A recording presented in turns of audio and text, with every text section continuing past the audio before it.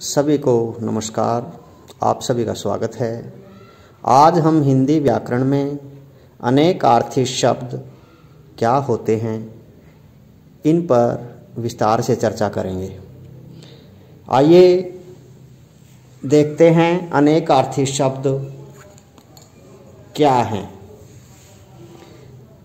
आप यहाँ बुक में एग्जाम्पल से देख लीजिए। स्त्री नदी के तीर पर खड़ी है। स्त्री नदी के तीर पर खड़ी है।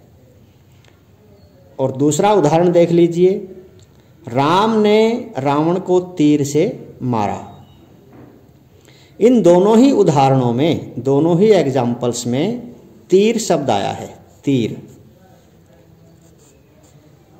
पहले वाले उदाहरण के तीर का अर्थ है किनारा और दूसरे वाले उदाहरण के तीर का अभिप्राय है बाण। तो इस प्रकार दोनों वाक्यों में एक ही शब्द अलग अलग अर्थ दे रहा है। इसलिए जब एक शब्द एक से अधिक अर्थ बता रहा है तो उसे अनेकार्थी शब्द कहते हैं। इसके कुछ उदाहरण देख लेते हैं और समझते हैं। आइए कुछ अनेकार्थी शब्दों को जानें। अर्थ। अर्थ का अभिप्राय हो धन।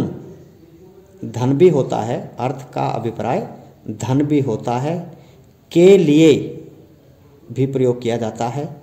प्रयोजन।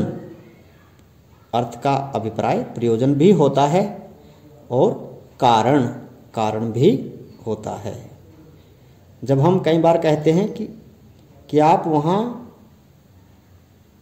किस अर्थ से गए थे, तो यहाँ पर पूछने वाले का मतलब होता है कि आप वहाँ किस कारण से गए थे, तुम्हारा वहाँ जाने का क्या अर्थ है। ऐसे हम कई बार अपने बोलचाल में बोलते हैं। आदर्श। आदर्श का मतलब होता है योग्य, नमूना या उदाहरण। हम किसी को उदाहरण के रूप में जब प्रस्तुत करते हैं तो उसको बोलते हैं कि ये आपका आदर्श है। अग्र। अग्र का अभिप्राय आगे का या पहले, श्रेष्ठ, सिरा। अली। अली का अभिप्राय भावरा, सखी, कोयल। उत्तर। उत्तर दिशा।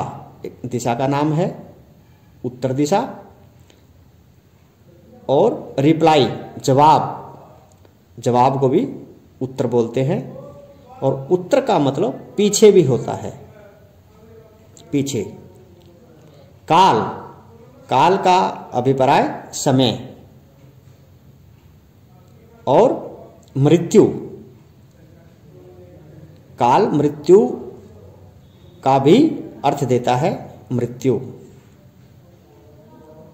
कनक। कनक का अभिप्राय सोना, धतूरा और गेहूं। गेहूं का नाम भी कनक होता है। यह वाक्य के अनुसार अपना अर्थ बदल लेते हैं। कोई भी शब्द वाक्य के अनुसार अपना अर्थ बदलता है, यह बात हमें ध्यान रखनी है। सब जगह उसका एक ही अर्थ नहीं आता। ग्रहण। चांद या सूर्य का ग्रहण, चंद्र ग्रहण, सूर्य ग्रहण, ऐसे आपने सुना होगा। और ग्रहण का मतलब लेना भी होता है, लेना। घर। मकान, कुल, कार्यालय, यह घर के अभिप्राय हैं। जीवन। जल, प्राण, वायु, तनु, पतला, सुंदर, कोमल, ये तनु के अभिप्राय हुए। दल, समूह, पत्ता, पक्ष, सेना। इसी प्रकार अक्षर, वर्ण, शिव, ब्रह्मा, मोक्ष, सत्य। अमृत, अन्न, दूध, पारा, जल, स्वर्ण। इन सब शब्दों के लिए भी अमृत शब्द का प्रयोग किया जाता है। अवकाश, अवसर, छुट्टी। आत्मा, परमात्मा, सूर्य, अग्नि। उत्सर्ग, उत्सर्ग का अभिप्राय त्याग, दान, समाप्ति। कर्ण, कर्ण का अभिप्राय कान। कुंती का पुत्र, कुंती के पुत्र का नाम भी कर्ण था, तो यहाँ कर्ण जो है कान का भी अभिप्राय दे रहा है और कुंती का पुत्र भी है।